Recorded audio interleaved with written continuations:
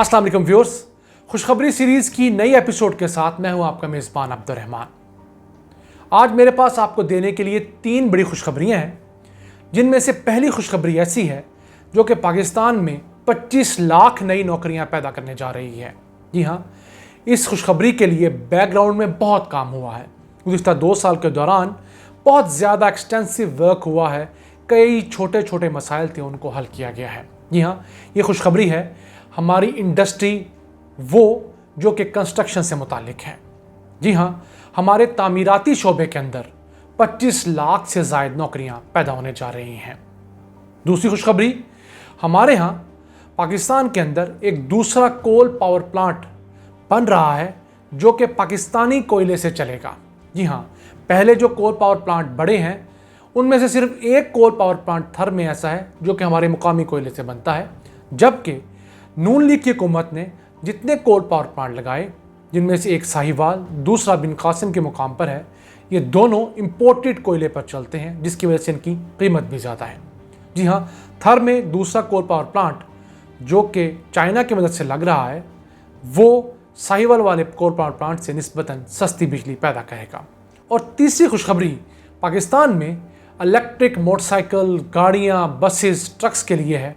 जी हाँ, पाकिस्तान में पहला इलेक्ट्रिक चार्जिंग स्टेशन कायम कर दिया गया है। जी हाँ, ये एक ऐसी फील्ड है जिससे हमारे पेट्रोल और डीजल की इंपोर्ट में कमी वाक़ होगी और हमें सालाना तकरीबन 350 अरब रुपए का फ़ायदा होगा।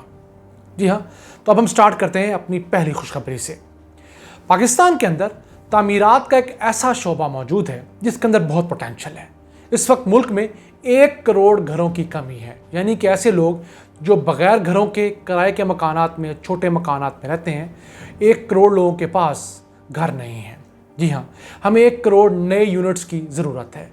इसी कमज़ोरी को देखते हुए पीटीआई ने 50 लाख नए घर बनाने का दावा किया और इक़्तिदार में आ गई, लेकिन इक़्तिदार में आने के बाद उसे पता चला कि ये काम इतना आसान नहीं जितना के नारे थे। इन्होंने 2 साल इस पे काम किया और फिर जाके एक कंस्ट्रक्शन पैकेज अनाउंस किया, जिसके तहत अगर आप कंस्ट्रक्शन इंडस्ट्री में इन्वेस्ट करेंगे तो आपसे आपके ज़राए आमदन नहीं पूछे जाएंगे। इसके अलावा हमारी स्टील और सीमेंट की जो इंडस्ट्रीज़ थी उसको छोड़कर बाकी तमाम ईंट वगैरह की इंडस्ट्री जो थी उनके ऊपर टैक्सेस ख़त्म कर दिए गए हैं। ये बहुत बड़ा इनिशिएटिव है। इसके बाद पाकिस्तान की एक बहुत बड़ी एसोसिएशन है जो पाकिस्तान के बड़े बिल्डर्स और डेवलपर्स की है, आबाद नाम से। इस एसोसिएशन ने हुकूमत पाकिस्तान और इमरान खान से मुलाकात की और ये अनाउंस किया कि हम अगले 6 माह के दौरान 1370 अरब रुपए की सरमायाकारी करने जा रहे हैं। जी हाँ, इससे नई हाउसिंग सोसाइटीज़ जन्म लेंगी, नए प्लाजाज बनेंगे, हाई राइज बिल्डिंग्स बनेंगी, नई तामीरात शुरू होंगी। अब यहाँ पर एक कैच है, हुकूमत ने और बहुत कुछ कर लिया लेकिन एक गलती कर गई, वो ये कि नए शहर आबाद करने की तरफ कोई तवज्जो नहीं दी गई। इस इनिशिएटिव के साथ साथ एक इनिशिएटिव ये भी डालना चाहिए था कि कम से कम पाकिस्तान में 2 नए शहरों की बुनियाद रखी जाती और प्राइवेट सेक्टर को कहा जाता वो नए शहर आके आबाद करे, उनके अंदर उनको मज़ीद रिलीफ दिया जाता, जिससे ये होता कि कराची, लाहौर जैसे बड़े शहर जो बहुत कंजस्टेड हो गए हैं, इनको एक साई ऑफ रिलीफ मिलता। लेकिन इस बड़ी कमी के बावजूद ये एक पैकेज अच्छा इनिशिएटिव है जिससे कंस्ट्रक्शन इंडस्ट्रीज़ के अंदर तकरीबन 40 से 72 मुख्तलिफ इंडस्ट्रीज़ इस्तेमाल होती हैं। मसलन पेंट बनाने वाले और लगाने वाले, इलेक्ट्रिशियन लगाने वाले और इलेक्ट्रिसिटी का सामान बनाने वाले, प्लम्बिंग के लोग, सैनिटरी के लोग, पत्थरों के लोग, टाइल्स के लोग, बेतहाशा इंडस्ट्रीज़ के अंदर शामिल होती हैं। इन तमाम इंडस्ट्रीज़ को रिवाइवल होगा, इन तमाम इंडस्ट्रीज़ में नई नौकरियां पैदा होंगी।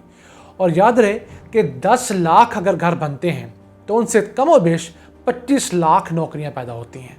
तो हुकूमत ने 50 लाख घरों का वादा किया था। मेरा नहीं ख्याल कि 50 लाख घरों का जो ख्वाब पीटीआई ने देखा था वो इस स्टिंक्ट में कम से कम पूरा हो सकता है, लेकिन हुकूमत 20 से 25 लाख घर अगले 3 सालों में ज़रूर बना सकती है। जी हाँ, इसके तहत हुकूमत और प्राइवेट सेक्टर मिलकर नए फ्लैट्स बनाएंगे, लोगों को नई नौकरियां देंगे और इसी के साथ साथ मुल्क की मईशत में जो पहले ब्लैक का पैसा था, जी हाँ, 20,000 अरब रुपया ऐसा है जो कि ब्लैक इस सेंस में है कि उसके ज़राए आमदन लोगों को नहीं पता।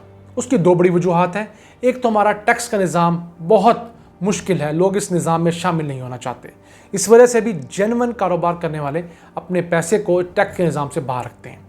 उस 20,000 अरब में से कम 2-3 हज़ार अरब रुपया सिस्टम में शामिल हो जाएगा।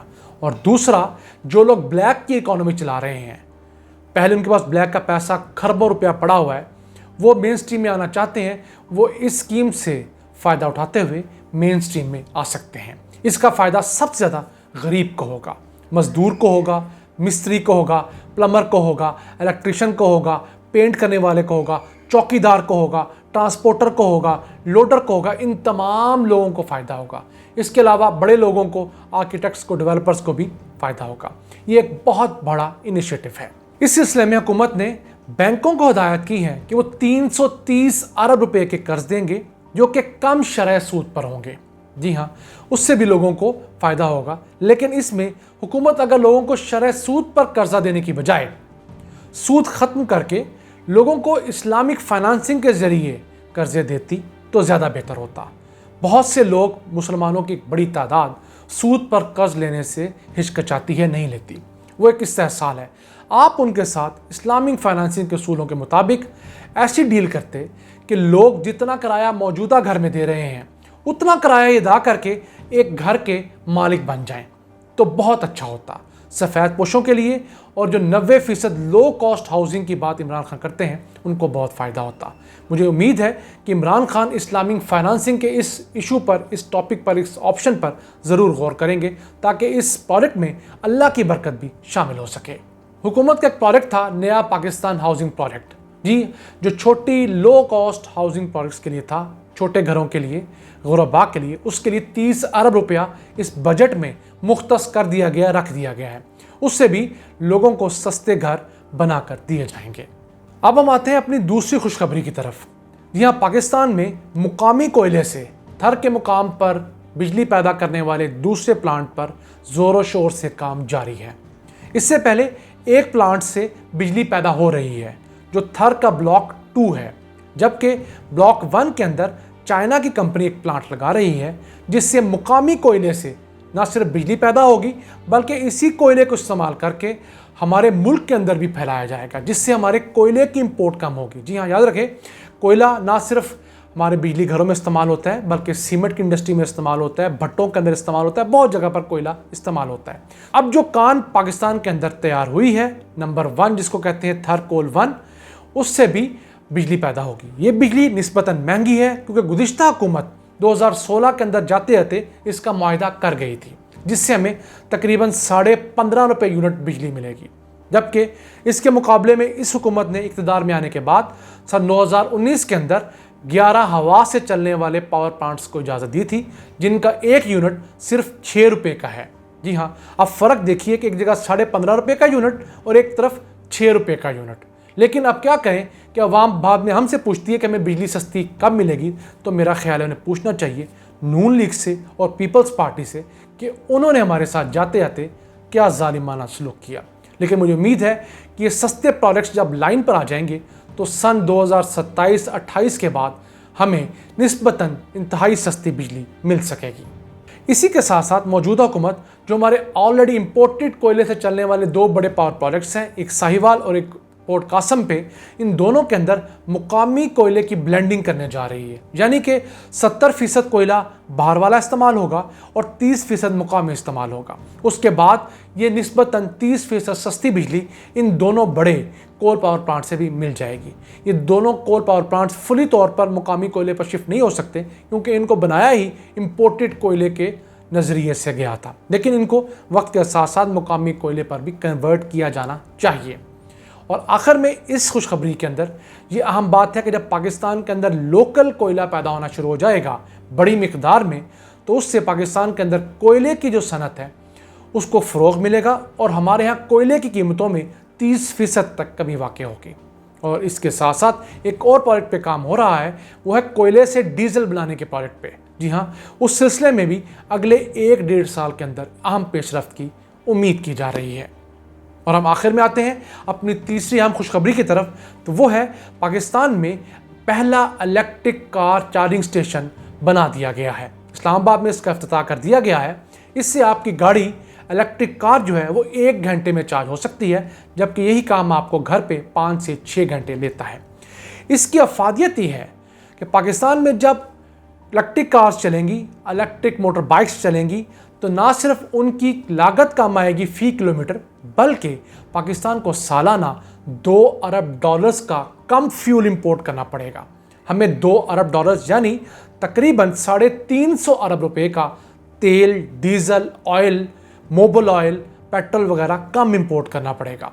इसी वजह से मुल्क के अंदर एक नई इंडस्ट्री पैदा होगी और इसके साथ साथ पाकिस्तान के अंदर मिनिस्ट्री ऑफ इंफॉर्मेशन टेक्नोलॉजी बैटरियां बनाने की नई सनत लगाने जा रही है, जिससे मुकामी सतह पर बैटरी वाली गाड़ियां बन सकेंगी। इस वक्त पाकिस्तानी हुकूमत ने इजाज़त दे दी है कि मुल्क के अंदर इलेक्ट्रिक मोटरसाइकिल्स बन सकती हैं, बसेस बन सकती हैं, वैन्स बन सकती हैं, रिक्शाज बन सकते हैं। इनमें से मोटरसाइकिलें तो बनना शुरू भी हो गई हैं, इलेक्ट्रिक मोटरसाइकिल, जो कि आम पेट्रोल वाली मोटरसाइकिल से 3 गुना सस्ती है।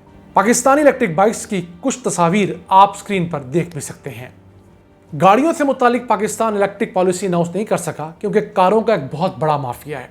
उन्होंने इस पॉलिसी को अपनी हद तक रोक लिया, लेकिन उम्मीद की जा रही है अगले 2 से 3 माह में जो गाड़ियों से मुतालिक इलेक्ट्रिक कार्स हैं उनके लिए भी पॉलिसी अनाउंस हो जाएगी, जिसके बाद पाकिस्तान में एक नई इंडस्ट्री लगने जाएगी।